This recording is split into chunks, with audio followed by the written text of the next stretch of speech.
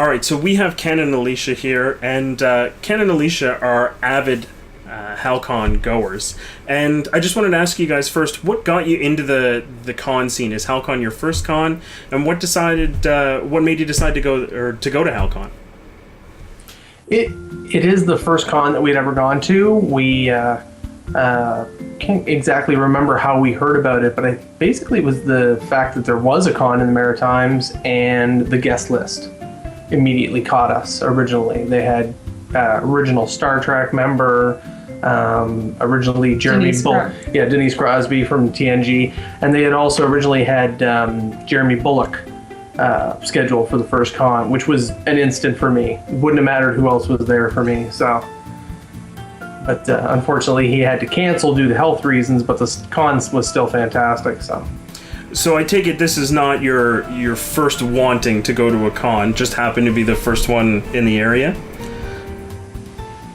I don't know that I ever specifically wanted to go to a convention. It was always along the lines of, yeah, that might be nice, but that's a lot of travel. You'd have to go to Toronto to New York, and it would be just me dragging her to all the different comic book bins at the con and all the action figure dealers. And a big con really didn't appeal to us, like a huge expo style con or New York Comic Con really doesn't appeal to us. We're not fans of waiting in line. Fair enough. I can't say I blame you there. So have you gone to any other cons then after Hal-Con, or has Hal-Con been the one and only for you guys?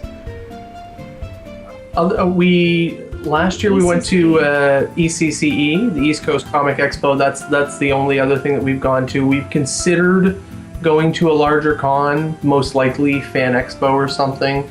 But I think we're going to wait and see when our son's a little older and make it more of a family event. That way we could just put him in a line. Make him wait it out. There, full the space, yeah. No, I like that idea. How old is your son? He's 6. He's 6. Now, I guess that's a perfect segue into the next question about cosplay. I know you guys have sent us some pictures. You're very avid cosplayers. Tell us what that's like. What got you started in that? Was Hal-Con something that brought that out, or were you doing that before? Well, I've always enjoyed sewing costumes. I've always made Halloween costumes for us every year from when we were in high school, going to parties with friends. I always really enjoyed sewing, so that was something that I always made, but they were Halloween costumes. They were thrown together. They were really cheap. So when we decided to go to Hal-Con, we took a look at some of the level of cosplay that we had seen at the big cons and said, these Halloween costumes just aren't going to cut it. And really put our heart and soul into a couple of really what I thought were beautiful costumes for our first year. Now, you guys certainly have quite a few different costumes. What's the one that sticks out in your mind as the most memorable for you guys? Kill Shakespeare. Lady Macbeth and Richard III are probably our favorite characters. It's my favorite comic book, and we were the first people to ever cosplay from that comic book. So it was a really great experience, and we got to meet both Anthony Delcole and Connor McCreary that year, as well as Andy Belanger. So the artist got to see the creations that I made based on his art, which was really cool. That is awesome, yeah. So besides the cosplay, one of the other big things and why we want to talk to you guys is John Rhys-Davies and your wedding renewal vow. So give us set the scene. How did that all happen, and what really went on behind the scenes?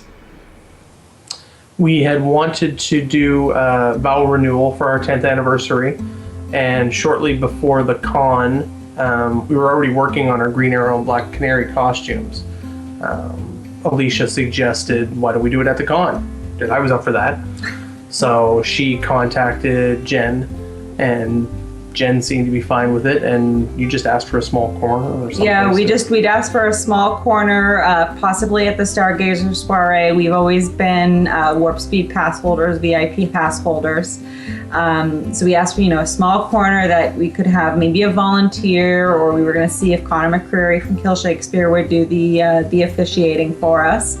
And Jen said, yeah, sure, let me take the reins on that and see what we can come up with. then on Thanksgiving Day, she gave me a call and let me know that John Rhys-Davies had actually volunteered to do the ceremony for us, and I was beyond thrilled. Yeah. So I take it before this happened, you guys were already pretty big fans of John Rhys-Davies. Yeah. I'm a big fan of Lord of the Rings, and I'm a big Indiana Jones and Sliders fan, so and he played Leonardo da Vinci on Star Trek Voyager, so I mean he's just done so much. Now, did you give anything for John Rhys-Davies to prepare from? Did you have anything scripted, or did you let him kind of fly with it? We had actually written our original wedding ceremony, the entire ceremony, so we thought it was only appropriate to do the same thing for our vow renewal. So we actually had a script. John's assistant had asked for it in advance, so we sent it off to him so he could have a read through it. But yeah, we had a full script for it. The only thing that wasn't scripted was our actual vows, which we both wrote in the hotel room the night before the ceremony. Just like the first time. Had to recapture everything from that, right? Absolutely. So what surprised you the most? What was it like? Hectic? What really surprised me was when I arrived at the space that Jen had arranged. I hadn't seen it beforehand, and Jane had actually created bouquets for me, as well as boutonnieres for all of the guys, and each boutonniere was personalized. Ken's had a TARDIS on it. John Rhys-Davies actually had a little Gimli on his. It was really beautiful, and when I walked into the room that they had set aside for us, there was this big, beautiful tent that was set up with this kind of lace cover over it and twinkle lights all through it, a little table with flowers on it with nice tablecloth. I hadn't expected any of that. That was all a complete shock and a beautiful surprise that the girls pulled it all together for me. And really, I didn't have any idea. I thought we were just getting remarried in like a back room closet type thing.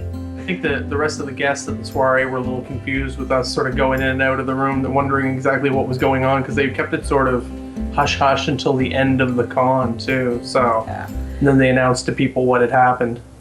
The guys from the Space Channel as well were in attendance, and so they videotaped part of the ceremony, and they were in there. Also, afterwards, I didn't know, because during the ceremony I was pretty involved in the ceremony, but afterwards, some of the folks that we had asked to attend as our friends, our con friends, said that everybody was crying during the ceremony. So I take it as a whole, if the Hal-Con organizers and John Rhys-Davies decided to have a wedding company, they're going to get an A+ rating from you guys then. Yeah. Definitely. Well, that's really awesome. Well, how do other people react when you tell them the story? Because obviously, to some people that maybe aren't as involved in this community, that could sound a little bit like an odd thing to do. So when you tell people what happened, what do they generally say? Well, I'm actually in the wedding business in St. John. I'm a wedding photographer. So I do bring it up to a lot of my couples when we're having a discussion about making sure that their wedding is their way, and bringing their personalities into their wedding photography, into their wedding ceremony. So I tell them our story, and at first if they're not geeky folks, they're kind of more mainstream at first. They kind of look at me a little odd. It's almost like a barometer for me, because the minute I tell somebody a story, if they are true geek, then they know what I'm talking about. But overall, when I tell folks about it, they react very positively. Like, it's an amazing thing to be able to do that with the person that I love, and for us to be able to share our love in a way that's really meaningful for us. I guess it would be hard to top something like that, but is there any other Hal-Con moments that really stand out in your mind? We got to meet J.G. Hertzler. Yeah, he was really cool. We were actually dressed as our Kill Shakespeare couple, and we had gone in to get into line to have our photos taken with him. And he actually stopped what he was doing in the middle of somebody else's photo shoot, which was kind of weird, and came right over to us because he recognized our characters, not necessarily from the Kill Shakespeare comic, but from Shakespeare itself. Ken had a real sword as part of his costume, which was piece-tied into the scabbard. And Mr. Hertzler wanted to see the sword. Luckily, the organizers were right there and gave it the okay, so I finally got to take my sword out, which I had wanted to do all weekend. So yeah, he got to take the sword out of the scabbard and was kind of like playing around with the sword a little bit. So it was really a surreal experience. And then basically he brought us over to the backdrop and we skipped to the head of the line. I suppose that's a good way to do it then, if that's who you want to get right to the front of the line.